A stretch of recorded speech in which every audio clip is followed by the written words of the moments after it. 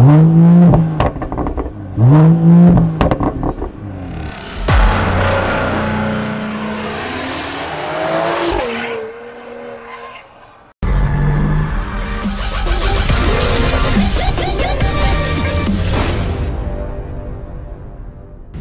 semuanya, selamat datang kembali di Auto.Max dan kita udah dapat Mercedes AMG GT 53. Dan kalian pikir mungkin mobil kenceng biasa lagi atau paling mobil kenceng yang bisa buat harian? Enggak. Kita nggak akan bilang gitu karena mobil ini harganya 3 miliar lebih dikit. Dia punya 435 horsepower dan 0 ke 100 nya 4,4 detik dan kecepatan maksimalnya 289 km per jam. Tapi kalau misalnya kalian bisa keluar 3 miliar lebih buat sebuah mobil, kalian udah yakin kalau mobil yang kalian pasti bagus. Tapi kalian nggak cuma pengen bagus, kalian pengen spesial. Apa yang bikin mobil ini lebih spesial daripada kompetitor atau mobil sport sekelasnya yang bikin dia pantas dimiliki? Cek video ini.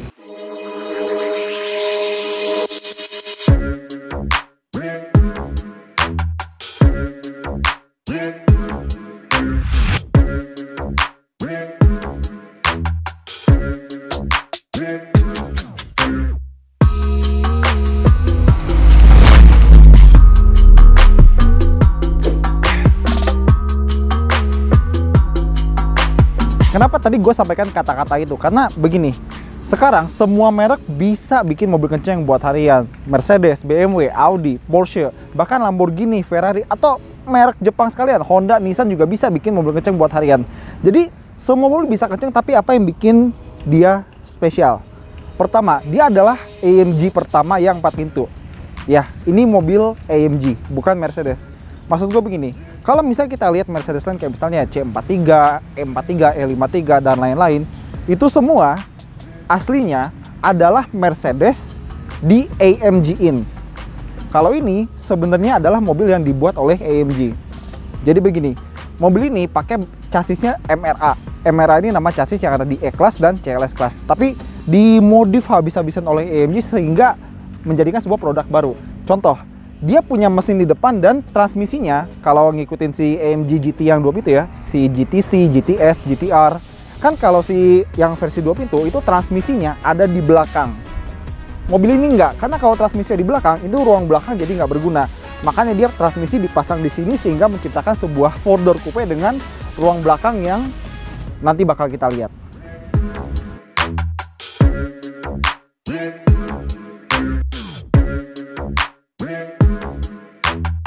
Dan nggak cuma mereka kerjain chassisnya gede-gede ya, terus diubah posisi gearbox segala macam. Mereka juga mengerjakan mobil ini sehingga pantas memiliki tampang mobil 3 miliar. Jadi kalau kita misalnya lihat ya, dari depan dia pakai grill Panamericana, ini khas AMG yang baru. Jadi AMG mulai dari A45 bahkan sampai G63 pun pakai grill seperti ini. Terus di bawah sini dia ada ventilasi yang sebenarnya palsu, dia ditutup karena ini versi 53. Kalau versi 63 yang pakai mesin 4000 cc V8 twin turbo, dia dibuka karena dia butuh extra cooling, pendinginan lebih ya. Dan dia pakai pelek 20 inci yang belang ya, jadi bagian belakang itu lebih lebar daripada depannya. Dan karena ini AMG, dia pakai cakram yang lebih gede dan cross grill. Tapi khusus 53 dia nggak disediakan dengan pilihan rem ini karbon seramik ya. Dia pakai kaliper yang gede dan pistonnya banyak. Dan di kap mesinnya dia punya pahatan-pahatan garis yang mengesankan kalau mesin di bawahnya ini bertenaga. Nanti kita lihat mesinnya bareng-bareng ya. Dan apa yang gue suka dari desain mobil ini adalah dia pakai atap yang rendah dan kayak agak ditarik di belakang. Kesannya bikin kayak mobil ini kelihatan kenceng meskipun lagi diem begini. Dan dia pakai soft closing door, pintu vakum, dan frameless. Cuma kalau kita pengen masuk dan keluar, hati-hati karena pertama, atapnya rendah. Kedua, demi rigiditas atau kekakuan chassis yang ekstra, dia terpaksa bikin door seal atau bagian pintu yang lantai pintunya agak tebal. Nanti kita coba buat masuknya, oke? Dan di belakang dia punya garis desain yang bersih dan agak bulat. Jadi kelihatan kayak sebenarnya dia nggak punya bagasi, sebenarnya punya ya. Dan di belakang sana ada 4 knalpot yang bentuknya oval, karena ini 53. Kalau 63 knalpotnya jajar genjang. Dan ada spoiler yang bisa kita naik turunin secara otomatis, meskipun kalau kita ngebut dia bakal naik turun sendiri.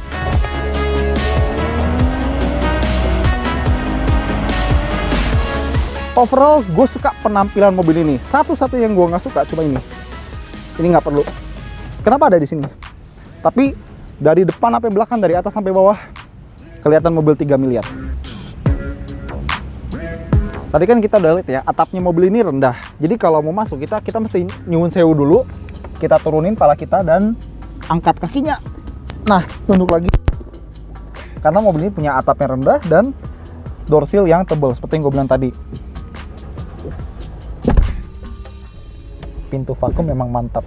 Dan untuk duduk di belakang sebenarnya standar sih ya. Sebenarnya tidak terlalu nyaman karena lebih nyaman di E-Class atau S-Class pastinya. Tapi beberapa sentuhan yang gue sangat hargai adalah seat belt merah. Ini keren banget sih, jadi kesan racingnya tuh kuat. Mercedes juga ngasih ada monitor ya di sini. Di sini kita bisa ngontrol kayak suhu, terus media, radio, dan ngelihat setelan kendaraan dan macam-macam. Dia ada cup holder di sini dan bisa ada pemanasnya dan ada pendinginnya. Lumayan nih kalau bawa minuman dingin atau panas. Dan ada center console box juga di sini dan dia ada wireless charging. Jadi kalau HP kalian support bisa langsung ngecasnya di sini.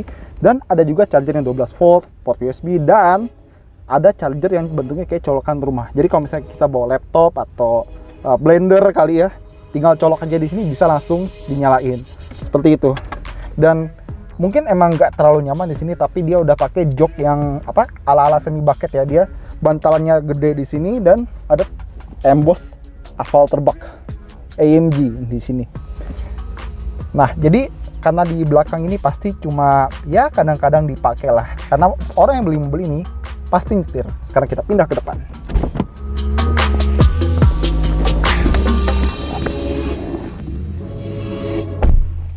Kalau masuk depan sini, pertama gue pengen bahas yang kurang-kurangnya dulu dari mobil ini. Pertama, pas kita duduk di sini, kita langsung ngerasain kalau setir sama pedal itu nggak lurus. Jadi setirnya agak ke kirian dikit, pedalnya sedikit ke kananan. Jadi nyetirnya agak rasanya aneh. Kedua, ergonomi waktu kita mau dapetin si persneling ini agak aneh. Kan biasanya Mercedes kan persneling di sini ya, di sebelah kanan sini. Ini buat AMG, semua AMG ya, entah itu AMG GTC, GTS, GTR, GTR-nya Mercedes ya, bukan GTR-nya Nissan. Dia ditaruh di sini dan ada logo asfal terbak AMG. Ini bagus. Yang nggak bagus itu cuma posisinya. Oke, mungkin kalian mikir kan otomatis bang, sekali-kali doang megangnya. Ya oke lah, agak begini dikit, oke sekali-kali.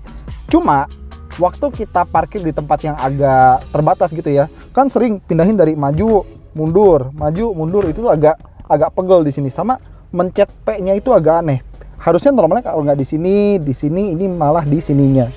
Ya harusnya sih di sini. Tapi di sini tuh ada pad buat ngontrol si Mercedes command-nya. Ini harusnya ini di sini, terus ini tuh ya mungkin majuan dikit, nggak tahu. Dan ini dia layarnya bukan touchscreen ya, jadi kita coba nyalain aja bentar. Jadi meskipun kalian lihat Mercedes yang baru kayak GLS, GLE, A-Class, terus E-Class, dia pakai touchscreen, yang ini belum. Jadi ini pure kita kendalin dari sini atau dari trackpad di setir. Dia nggak ada MUX, jadi kalau tiap kali gue bilang Mercedes nggak bakal ada apa-apa yang ganggu gue. Terus di sini dia ada pad buat wireless charging, ada cup holder, sama ada USB juga. Di sini juga ada USB kalau kalian perlu. Dan gue suka joknya, jadi bentuknya dia semi bucket dan bahannya macam-macam ya, kombinasi. Ada metalnya, ada kulit napanya, ada Alcantara suede-nya. Dan mobil ini juga punya panel kayu yang bagus. Dan karena ini AMG, panel kayu pun harus bisa dibikin sporty. Jadi dia agak kayak abu-abu kehitaman gitu dan teksturnya tuh bagus. Dan semua bahan di sini tuh semuanya Mercedes-Benz. Gak ada yang Mercedes-Benz. Bahkan setirnya pun karena dia AMG, dia pakai flat bottom, tapi bagian kiri kanannya juga flat. Ini bagus. Dan kalau kita mau start mobil ini, ada dua cara. Start yang biasa seperti ini, kita injek remnya. Dia start yang lebih tenang. Tapi kalau misalnya pengen nakal dikit gitu ya, kita injek remnya, tahan pedal shift yang up ya, yang up shift, baru tekan.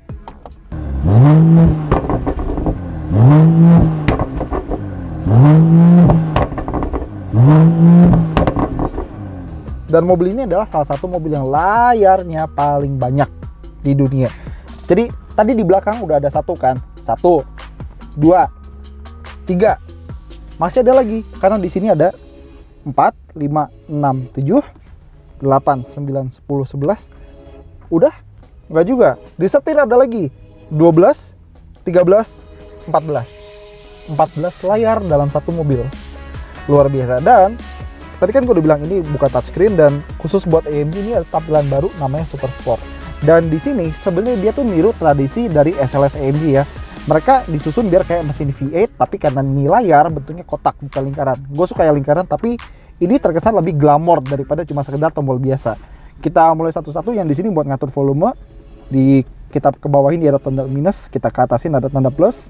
Ini buat auto start stop, dan ini buat spoiler. Jadi kalau kita pengen naikin atau turunin spoilernya secara manual, kita tekan buat naikin atau tekan lagi buat turunin. Tapi kalau kita pengen turunin, tombol ini harus ditahan. Ini buat nyalain katup di knalpotnya. Jadi mau diam atau tenang atau mau lebih berisik, kita atur dari sini. Cuma kalau kalian pengen geber-geber pas mobil ini lagi diam, ingat mobil ini punya limiter di sekitar 4000 rpm. Jadi nggak bisa keras-keras atau berisik-berisik. Terus di sini ada buat stability control. Kalau kita pencet sekali, dia masuk ke handling mode atau sport mode. Kalau kita tahan terus, dia mati. Yang ini buat ngatur suspensi adaptif. Mobil ini nggak pakai suspensi udara, tapi suspensi adaptif. Jadi kalau C comfort, kita pencet S sport dan sport plus, seperti itu. Ini buat gearbox. Kalau D ya dynamic automatic, begitulah. Kalau kita pencet ini M jadi manual.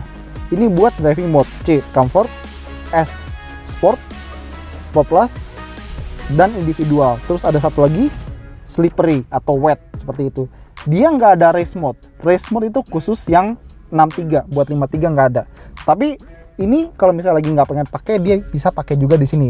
Dan kalau kita pencet layarnya, ini bisa diganti-ganti fungsinya, bisa buat AMG Dynamics, bisa buat stability control dan macam-macam. Ini di bawah juga bisa, dan buat on offin atau ganti fungsinya pakai tombol yang di sebelah sininya, seperti itu. Dan di sini kalau gue boleh jujur, ini mirip Porsche ya, cuma sekali lagi dia dibikin lebih glamor karena ada layarnya. Kita puter-puter, comfort, sport, sport plus, terus kita masuk ke individual atau wet, dan kalau kita tekan layarnya dia otomatis masuk ke individual, seperti itu. Dan mobil ini punya teknologi semi self driving, alias bisa nyetir sendiri tapi tetap kita harus waspada. Jadi kita tekan tombol di sini, dia bisa tetap di jalurnya, jadi nggak keluar jalur, dan dia punya adaptive cruise control. Jadi dia bakal jaga jarak sama mobil di depan dan dia nggak bakal keluar jalur. Cuma kita harus tetap megang setirnya biar dia tuh tahu kita masih sadar dan masih fokus. Sebenarnya teknologi ini optional, dan kalau mau nambah biaya 80 juta.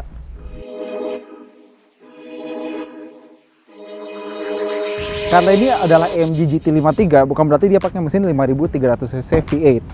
Yang ada, ini adalah mesin 3000 cc inline 6, jadi segaris 6 silinder turbo.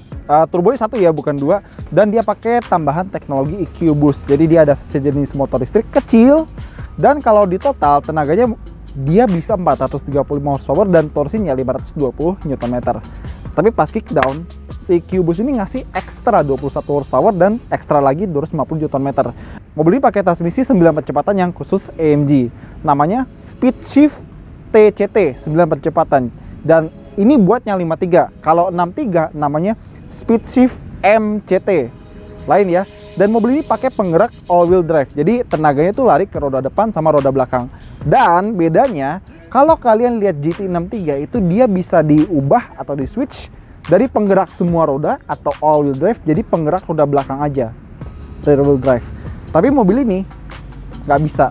Ya jadi itulah salah satu trade off kita memilih 53 dibandingkan 63. Dan misalnya kalian penasaran gimana sih bedain yang 43, 53, 63 kasta-kastanya begitu. Jadi gini, 43 ini di luar 45, CL45 dan macam-macam ya. Yang 43 itu yang AMG entry level, 53 kayak ini menengah, dan kalau 63 itu top of the line. Jadi ibarat kayak iPhone 11, iPhone 11 Pro sama iPhone 11 Pro Max, si 53 ini iPhone 11 Pro di tengah-tengah. Tapi nanti bakal ada AMG GT73 dari versi ini yang pakai teknologi plug-in hybrid dan mesin 4000 cc V8 twin turbo dengan tenaga 800 horsepower. Wah. Dan kalau misalnya kalian beli mobil ini, kalian bisa juga download aplikasi namanya Trackpace. AMG Trackpace di HP kalian, di Android bisa, di iOS bisa. Kalau saya kalian main ke Sentul atau kalian bikin sirkuit sendiri, bisa simpen data seberapa cepat kalian, waktunya, terus kepake berapa horsepower, bisa disimpan di HP kalian. Cuma mungkin beberapa fans Mercedes AMG itu udah pada tahu ya kalau misalnya ini bukanlah mesin AMG sejati, karena ini cuma mesin yang sama kayak di Mercedes lain, tapi diimprove performanya. Karena kalau mesin AMG yang asli itu hand build, alias dirakitnya atau dirancangnya pakai tangan, dirakit di pabriknya ya, oleh tangan-tangan manusia, dan ada tanda tangan siapa yang inspeksi terakhir kali, seperti itu. Karena mobil ini kalau kita boleh bilang AMG setengah matang, dia nggak ada.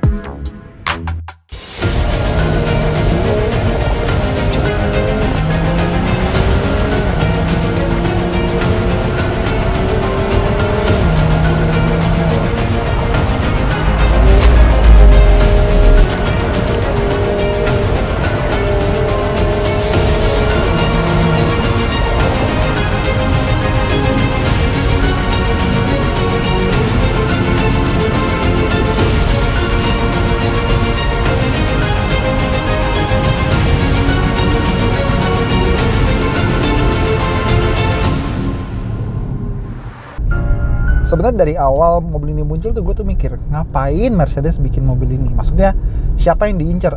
Toh kalau mereka mau 4-door coupe bukannya udah ada CLS gitu kan? Sampai pada akhirnya gue tanya ke Mercedes dan gue mulai mengerti.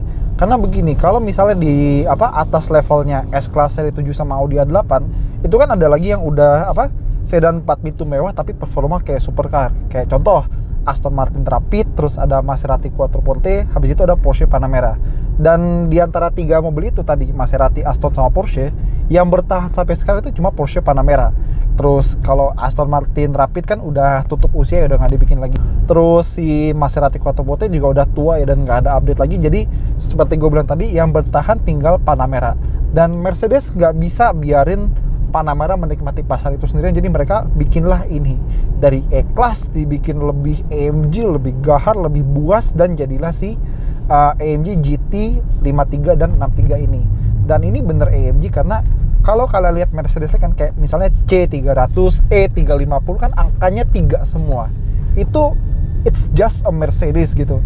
Kalau ini adalah AMG murni, atau ya bukan murni sih karena kan mesinnya tadi cuma 6 silinder EcoBoost turbo ya. Tapi ini dibuat oleh AMG dari chassis Mercedes sehingga nggak ada versi Mercedes regulernya. Makanya angkanya cuma 2, GT43, GT53, GT63, seperti AMG lain, C63, E63, dan masih banyak lagi. Saat kita mulai nyetir mobil ini, satu hal yang langsung kerasa adalah bahwa bantingan atau suspensinya itu tidak seempuk atau sehalus atau selembut saudara-saudaranya. Contohnya si CLS Class atau bahkan E-Class sekalipun. Kalau dua mobil itu kita lewatin kayak speed trap atau jalanan yang agak keriting, di dalamnya kita ngerasa tenang-tenang aja karena peredamannya bagus. Kalau yang ini, dia masih agak kerasa, kita bisa ngerasain kontur jalannya, padahal suspensinya kita taruh di mode comfort. Jadi kalau kita lewatin speed bump atau jalanan kritik atau mungkin polisi tidur, kita masih bisa ngerasain konturnya. Tapi buat ukuran sebuah sports car buatan AMG, ini bisa dibilang empuk. Untuk driving experience juga rasanya masih amat sangat Mercedes dengan layar yang bagus dan jernih. Tapi karena bentuknya 4-door coupe, ada sedikit pengorbanan di daya pandang kita. Ke depan nggak masalah, ke samping kita mau lihat kalau di garis kaca itu nggak terlalu tinggi ya, jadi agak sedikit kalang. Padahal pilarannya bagus, dia nggak terlalu gemuk. Ke belakang itu mulai agak masalah karena dia di kaca belakangnya dia nggak gitu gede. Sekarang kita masih nyobain ini di mode comfort buat cari tahu gimana dia kalau kita pakai buat sehari-hari ke kantor, ke mall, atau kemana aja gitu. Misalnya touring juga keluar kota. Di mode comfort, dia tuh nggak kerasa kayak sebuah monster. Kita nggak tahu dia punya 430 horsepower, kita nggak tahu dia punya 520 Nm. Pokoknya kerasa kayak ya sebuah mobil mewah yang nyaman dan user friendly aja gitu. Bisa dibayangkan kita pakai mobil ini buat harian atau mungkin touring sama klub kita gitu, entah ke lewat Cipali, ke Cirebon, atau mungkin ke Joglo Semarang ya, Jogja Solo Semarang. Mobil ini akan kerasa nyaman. Meskipun tadi gue bilang mobil ini tidaklah selembut atau sehalus E-Class, tapi rasa mudah membawa itu masih ada, nggak ngerepotin. Dan pas kita mau belok, ini di mode comfortnya, joknya tuh bantalan samping kiri kanannya tuh bakal sedikit mengembang, tergantung kita belok kemana. Ini bagus kalau misalnya di corner atau di belokan. Tapi hal yang gue notice adalah bahkan di mode comfort sekalipun, dynamic bolster ini dia masih main meskipun kita lewatin kayak jalan berlubang atau polisi tidur. Gue suka fitur ini di corner, tapi kalau di jalan lubang atau polisi tidur sebaiknya mati aja ya. Dan untungnya kita bisa matiin dari sini, jadi gue rasa tinggal masalah settingan aja. Masih di mode comfort juga, setir itu jadi enteng banget. Gak luar biasa enteng kayak setir mainan ya, cuma sekali lagi setir ini jadi benar-benar ramah buat penggunaan secara sehari-hari. Dan gak cuma itu, knalpotnya pun jadi lebih tenang karena ini kita knalpotnya ditutup ya, katupnya biar nggak berisik, dan bahkan kita gaspol sekalipun tuh suaranya nggak intrusif atau mengganggu. Kalau kita nyetir bareng keluarga kita bakal mikir ini cuma sedan mewah seperti pada umumnya, kayak misalnya sedan RI1 seperti itu, sedan selevel RI1, padahal teknologinya teknologi Formula 1. Nah, kalau bicara steering, tadi kan di mode comfort gue coba setir ini, dia sangat ringan dan user friendly, sangat ramah dalam penggunaan. Terus kalau kita masuk ke mode Sport Plus, dia ada beratnya dan rasanya lebih mantap aja gitu. Kalau misalnya kita belokin, bahkan di kecepatan tinggi sekalipun, rasanya ini setir mantep. Dan responnya juga bagus, akurasinya juga oke, cuma emang nggak ada feedback. Jadi kalau misalnya kita lagi gaspol dan kita belok-belokin mobil ini, contohnya di puncak atau jalan berliku lain yang bisa kalian temuin, mobil ini akan kerasa sedikit kurang engaging, tapi bukan berarti mobil ini tidak asik atau tidak fun. Ya masa mobil 435 horsepower sama 520 Nm nggak fun? Kan kalau misalnya kalian pengen senang atau bahagia dengan mobil ini kan tinggal gaspol.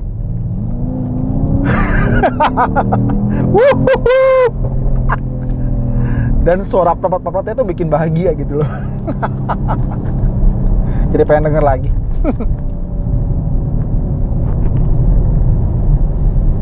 Terus soal si transmisi ini ya, tadi kan gue bilang dia adalah 9G Speed Shift TCT. TCT berarti dia pakai torque converter. Kalau misalnya kita lagi gaspol di mode Sport Plus terutama, dia tuh ganti giginya cepet dan sigap ya. Kalau di mode comfort dia juga halus dan smooth gitu, rasanya kayak bawa Mercedes pada umumnya. Cuma waktu kita gaspol, kita tuh ngerasa kalau dia tuh kurang bisa mantengin gigi saat mesin mencapai boost maksimal. Kayak mendingan pakai mode manualnya sekalian kalau mau sensasinya lebih pol gitu. Coba kita mode manualnya, dan pedal shiftnya enak, yang downshift sama upshift itu beratnya bagus dan ganti giginya juga cepet. Kayaknya emang mancing buat pakai pedal shift ya. Dan tadi kita udah masukin ke mode Sport Plus, semuanya berubah. Tadi gue bilang setirnya jadi lebih berat dan akurat, pedal gasnya juga jadi lebih responsif, mesinnya jadi lebih kerasa bertenaga, katup di knalpotnya ngebuka, dan suspensinya jadi lebih mantap lagi, dan tidak membiarkan mobil ini punya body roll begitu kita belok. Karena begitu kita belok, mobil ini amat sangat flat, jadi kerasanya itu lebih pede ketika menikung. Apalagi dengan dynamic bolster ya, jadi cornering tuh berasa lebih mantap di mobil ini. Apalah artinya AMG kalau nggak dicoba ditolkan? Lagian orang yang beli mobil ini pasti sedikit-sedikit suka curi kesempatan gimana ngerasain mobil ini di tol, gimana ngerasain 435 horsepower. Sekarang gue lagi mau masuk on ramp ke jalan tol utama, dan kita gaspol mobil ini, si sistem 4MATIC Plus-nya emang ngasih grip yang bagus ya, cengkramannya bagus. Meskipun karena namanya 4MATIC Plus, gue mengharapkan dia punya nilai plus atau nilai lebih dibandingkan 4MATIC biasa. Karena biarpun Mercedes bilang, oh ini juga bisa ngatur pembagian tenaga dan torsi depan, belakang, kiri, kanan, cuma bukannya 4MATIC yang biasa juga begitu ya. Jadi karena ada embel-embel plusnya, gue berharap lebih. Meskipun kalau kita masukin stability controlnya ke handling mode atau sport mode, dia jadi lebih condong ke belakang. Dan kalau kita matiin stability control mobil ini, bener-bener kalian harus respect, hati-hati, dan patuhi karakter mobil ini, karena mobil ini bisa sangat liar kalau stability controlnya mati. Sekarang kita di tol dan kita bisa ngerasain kalau misalnya dia tuh sekali lagi dia sangat stabil, dan sekali lagi kekedapan atau kehalusannya atau refinementnya tidaklah sehalus E-Class atau CLS Class. Tapi kita bisa dalam tanda kutip nakal-nakal dikit ya. Ini kita masuk Sport Plus. Oke, terus dan pastinya kita bisa bawa mobil ini ke sirkuit, dan mobil ini tidak akan terasa asing di sirkuit. Jadi misalnya dibawa ke Sentul atau di sirkuit lain, mobil ini masih mantap, powernya oke, handlingnya bagus. Tapi karena dia sebuah Mercedes, dia masih bisa atau masih ada rasa-rasa disconnected dari jalannya. Ya seperti itulah mobil ini. Ini mobil yang kenceng, tapi gua rasa mobil ini bakal bersinar cerah saat kita pakai touring jarak jauh. Bayangin misalnya bareng klub gitu ya, touring jarak jauh, pasti rasanya enak banget pakai cruising, pakai mobil ini, seperti itu. Jadi apa yang bisa kita tarik soal si AMG GT53 ini? Ini salah satu contoh di mana penampilan bisa menipu. Kalian jangan tertipu dengan bentuk keluarnya yang anggun, meskipun ada elemen yang gahar ya, kayak misalnya grill depannya, terus peleknya juga, remnya juga. Dan juga jangan tertipu dengan interiornya yang cantik dan berkualitas tinggi. Karena begitu kalian gaspol mobil ini, kan bakal ngeh betapa kencang dan liarnya dan betapa adrenalin kalian terpacu begitu kalian gaspol mobil ini sampai ke limitnya. Dan ini yang menurut gue penting, kalian harus respect mobil ini, baik itu di lintasan lurus maupun di cornering. Karena kalau misalnya kalian main-main dengan mobil ini dan kalian nggak tahu apa yang kalian lakukan, hati-hati. Oke, jadi itu aja dari Auto Trade Max. Makasih banget udah nonton. Kalau misalnya kalian suka video ini, jangan lupa jempolnya, jangan lupa komentarnya, dan jangan lupa subscribe. Jangan lupa juga main-main ke autotrademax.com, dan saya Hilario Satrio pamit undur diri. Dadah.